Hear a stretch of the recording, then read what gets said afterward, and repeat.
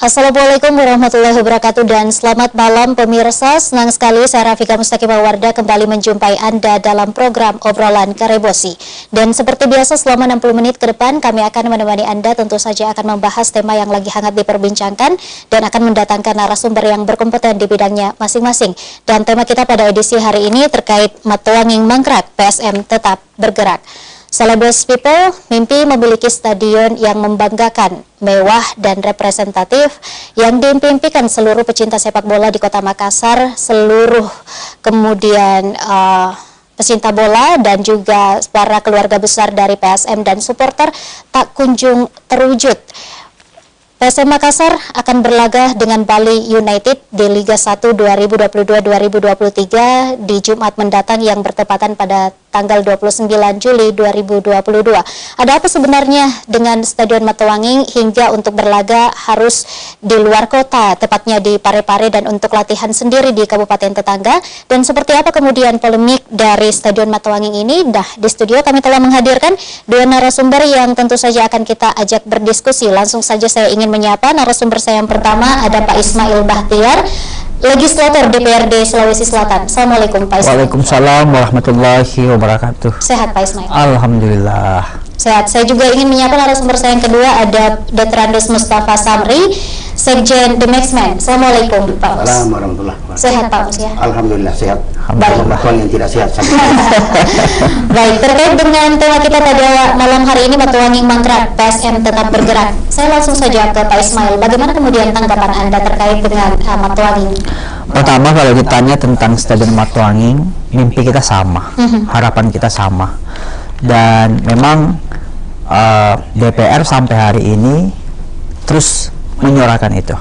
Ya, saya di setiap momentum dan seluruh, saya rasa teman-teman yang ada di komisi terkait, rasanya tidak pernah di satu rapat pun dengan dinas terkait kita tidak sampaikan bahwa PSM ini mendesak, PSM ini harus segera untuk disiapkan stadionnya. Terlebih karena ini menjadi salah satu janji kampanye politik gubernur dan wakil gubernur 2018 kemarin pada saat kampanye momentum pemilihan gubernur. Yang perlu diingat berikutnya, ini menjadi bagian daripada visi misi. Jadi kalau ditanya, maka jawaban kami tegas secara kelembagaan ataupun secara personal. Saya ingin sampaikan bahwa ini masih menjadi konsentrasi kami. Kami masih terus berusaha, kami masih terus berikhtiar, dan kami masih terus optimis di masa pemerintahan gubernur yang sekarang tersisa kurang lebih 1 tahun. Semoga ikhtiar itu bisa kita temukan dan sekurang-kurangnya proses itu sudah bisa dimulai gitu. Saya bahkan satu ketika selalu merasa bahwa miris sebenarnya kita ini betul-betul dipertontonkan hal yang tidak baik. Kenapa ya? Karena ini sudah dibongkar dan sayang sekali karena ini menjadi ikon dan ini menjadi atensi publik. Dan ya, saya sangat memaklumi euforia sepak bola ini. Rasanya dari seluruh euforia yang ada, euforia sepak bola ini ada di level paling tinggi gitu, di top level yang selalu dicita-citakan oleh seluruh masyarakat Sulawesi Selatan. Oke, itu pandangan dari Legislator DPRD Sulsel. Kemudian saya ingin mendengarkan pandangan dari Sekjen The Maxman. Silakan Pak Mus.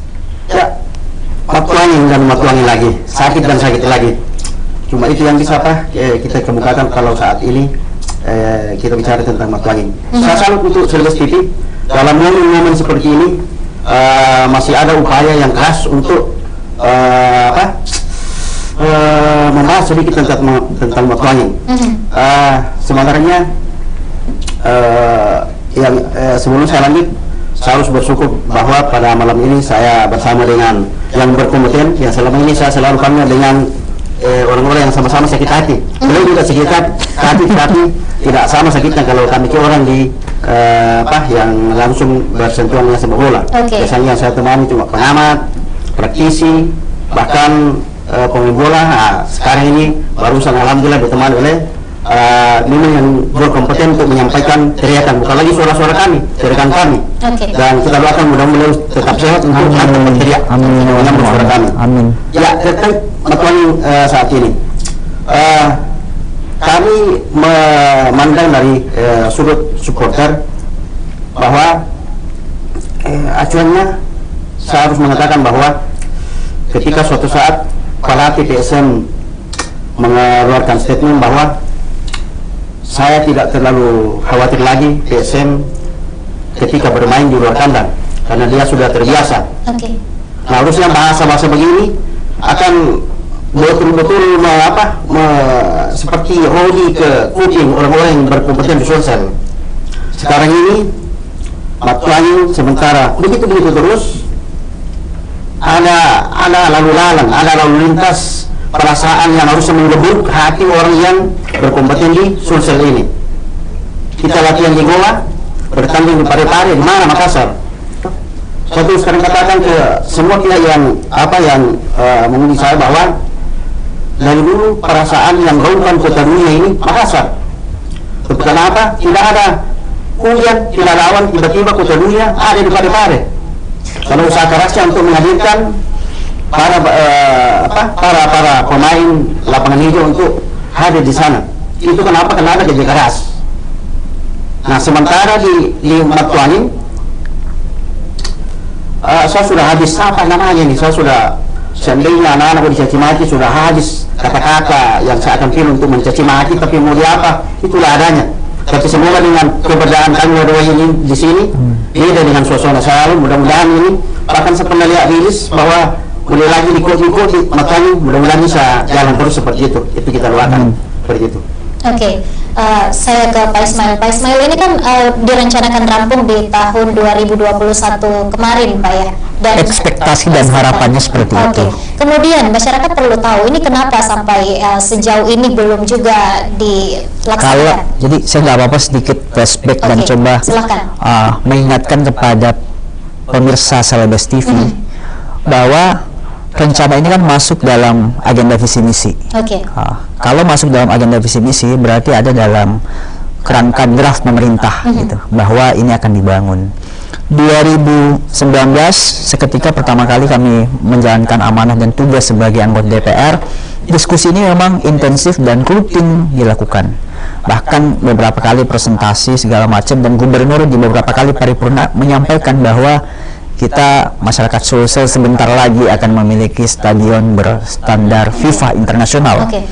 Tetapi memang yang harus kita sadari bahwa stadion dalam pikiran saya bahwa ini adalah standar FIFA internasional memang tidak bisa sekejap mata gitu, nggak bisa ujuk-ujuk tiba-tiba langsung ada. Prosesnya pasti panjang, dan pada saat rencana awal dimulai 2019 ternyata tantangan itu ada. Tantangan ada, sebutlah yang paling signifikan adalah dihantam pandemi gitu. Dihantam pandemi, muncullah kemudian berbagai macam rasionalisasi anggaran. Ya, salah satu yang dirasionalisasi anggarannya adalah anggaran terkait dengan pembangunan stadion. Ya, waktu itu sempat ada angin segar karena ada PEN gitu, ada stimulan yang diberikan pemerintah pusat melalui skema dana PEN. Tapi memang kalau kita melihat anggaran yang dibutuhkan membangun stadion ini kan nggak kecil gitu. Bahkan ini kalau kita presentasi hampir di atas 10% dari total APBD kita. Waktu itu rencana awalnya 1,2 triliun. Meskipun makin kesini makin tahun ya kita juga harus rasional berkurang gitu anggarannya. Tapi ya ikhtiar rencana itu masih terus ada.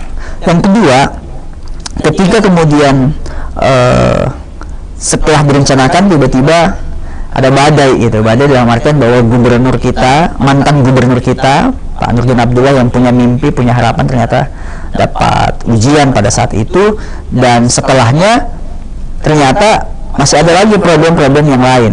Jadi memang dalam gambaran serentang waktu 2019 sampai hari ini hampir di setiap momentum itu ada persoalan-persoalan yang kita hadapi. Tetapi komitmen untuk membangun dan menyelesaikan ini terus ada, termasuk diantaranya ketika Gubernur PLT pada saat itu Andi Sudirman Sulaiman menyampaikan bahwa tolong dipertimbangkan dengan kapasitas tertentu. Tadinya dibayangkan sekian puluh ribu menjadi sekian belas ribu pada saat akhir-akhir ini. Itu pun sampai hari ini juga memang masih menjadi bahan diskusi bahwa ya ada plotting anggaran-anggaran yang kita lihat mana yang kita bisa masukkan sebagai bagian daripada rencana kita menyelesaikan ini. Nah memang tapi prosesnya tidak seketika ada gitu. Yang saya ingin sampaikan bahwa sampai hari ini di rapat terakhir dengan stakeholder terkait, dalam hal ini Dinas Pemuda dan Olahraga, sedang diupayakan penyelesaian lelang dalam waktu dekat dan bisa dimulai tahapan pelaksanaan awal. Kira-kira begitu. Oke, jadi pada intinya tetap dibahas begitu ya? Yes, tetap dibahas dan tetap komitmen bahwa ini harus diselesaikan. Ya, bahkan secara lantang saya pernah sampaikan kepada forum rapat bahwa kalau ini nggak selesai, ada distrust, ada ketidakpercayaan masyarakat Sulawesi Selatan terhadap pemerintah. Kenapa? Karena ini menjadi upaya yang pernah kita gaung-gaungkan dan yang kita sesalkan karena sudah kadang dibongkar. Sesuatu yang sudah dibongkar, ya kita tidak bisa tiba-tiba lihat dan memang sebuah problematika memang yang terjadi tadi disampaikan Pak Mus, ya kita harus merelakan hati untuk jauh-jauh ke Parepare, terus berlatih di Goa. Memang ya tantangannya akhirnya menjadi semakin kompleks, tetapi secara umum bahwa pemerintah masih terus mengupayakan. Baik, nanti kita akan lanjutkan pemirsa setelah pesan-pesan berikut ini. Tetap bersama kami di Obrolan Karebosi.